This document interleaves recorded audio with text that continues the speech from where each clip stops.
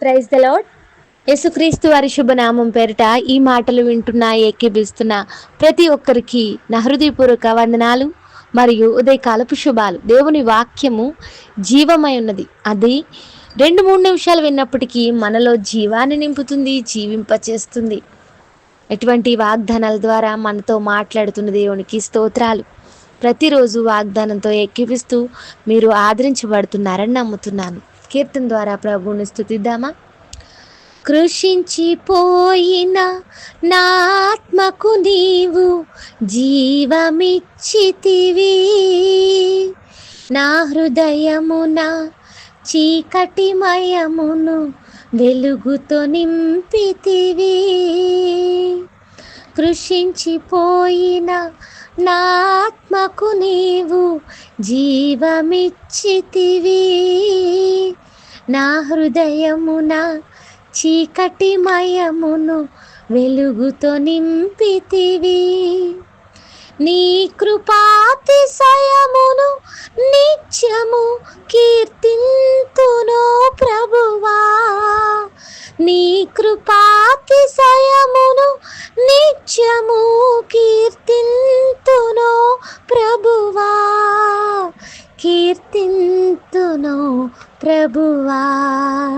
హల్లెలూయా హల్లెలూయా హల్లెలూయా హల్లెలూయా హల్లెలూయా హల్లెలూయా.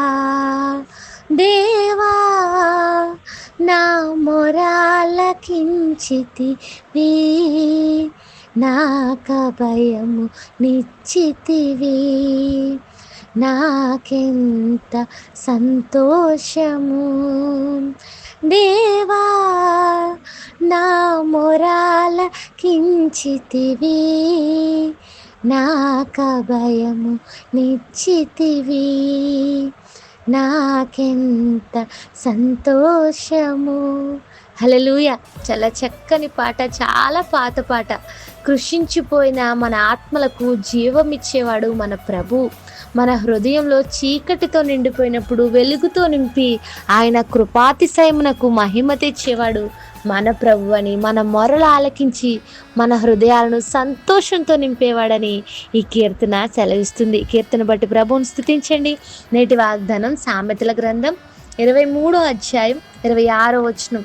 నా కుమారుడా, నీ హృదయమును నాకిమ్ము, నా మార్గములు నీ కన్నులకు ఇంపుగా నుండనిమ్ము. దేవుడు మనిషిని ఏమడుగుతున్నాడు అంటే, పువ్వులు తీసుకురా, ఫలాలు తీసుకురా, బంగారం తీసుకురా, ధనాన్ని తీసుకురా అని అడగడం లేదు. కానీ నా కుమారుడా, నీ హృదయాన్ని నాకిమ్ము, నీ హృదయాన్ని ఇమ్ము అని అడుగుతున్నాడు. అయితే మన హృదయం వేటితో నిండి ఉంది? ద్వేషంతో, కోపంతో, పగతో, అసూయతో, మత్సరంతో, ఇలా మరెన్నింటితోనో నిండి ఉందని మన హృదయము బహు చెడ్డది అని బైబిల్ చెప్తుంది. అయితే ఆ హృదయాన్ని ప్రభువు ఇమ్మని అడుగుతున్నాడు. ఆయనకు మన హృదయాన్ని ఇచ్చినప్పుడు మన హృదయాలను శుద్ధి చేసే శక్తిమంతుడు మన దేవుడు. తన ప్రేమతో మన హృదయాలను నింపుతాడు. నా మార్గములు నీ కన్నులకు ఇంపుగా ఉండనిమ్ము అంటున్నాడు. దేవుని మార్గాలు, ఆయన నీతిని ఇష్టంతో ఆచరించే వారిగా మనం ఉండాలని లేఖనం సెలవిస్తుంది. చాలా కష్టంగా కనిపించినప్పటికీ, ఆచరణకు కష్టంగా ఉన్నప్పటికీ, మనము ఇష్టంతో మన కన్నులకు ఇంపుగా, అంటే కన్నులకు ఇష్టంగా చేసుకుని వాటిని ఆచరించినప్పుడు, జీవించినప్పుడు దేవుని ద్వారా పొందే మేలులు ఎంతో గొప్పవై ఉంటాయి. మొదట ఆయనకు మన హృదయాన్ని ఇద్దాము, ఆయన మార్గములను ఇష్టంతో ఆచరిద్దాము. వాగ్దానం ద్వారా ఈ రోజంతా ప్రభువుని స్తుతించండి, ప్రార్థించండి. ప్రార్థన.